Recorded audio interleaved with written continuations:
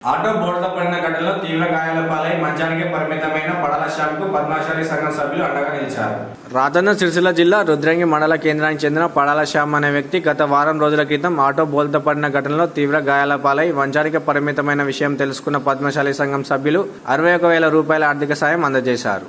ఈ సందర్భంగా సంఘం సభ్యులు మాట్లాడుతూ పడాల శ్యామ్ తమ పద్మశాలి సంఘం సభ్యుడని, శ్యామ్ది నిరుపేద కుటుంబం కావడంతో పద్మశాలి సంఘం తరపున ఆర్థిక సాయం అందజేసినట్లు తెలిపారు.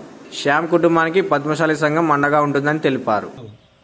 సహాయనిధిగా ఒక 61,000 రూపాయలు జమ చేసినాం. అవి ఇవాళ అందజేయడం జరిగింది.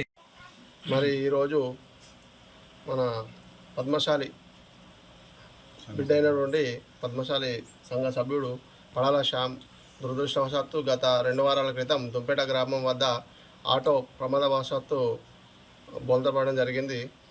అప్పుడు ఇతనికి కొద్దిగా ఎక్కువ గాయాలైనవి, వరంగల్ హాస్పిటల్లో ఉండడం తెలిసి చాలా ఎక్కువ మొత్తంలో అమౌంట్ ఖర్చు అవుతుంది అన్న ఆలోచనతోటి గ్రామాల్లో ఉన్న పద్మశాలి కుటుంబీకులందరూకి విషయం తెలియజేయగానే అందరూ పెద్ద మనసుతోటి వాళ్ళకి తోచినంత సహాయం అందజేసి మరి ఈరోజు 61,000 వరకు జమ చేసి మరి అతనికి మా వంతుగా మా సంఘం పద్మశాలి కుటుంబీకుల వంతుగా సహాయం అందిస్తున్నాము.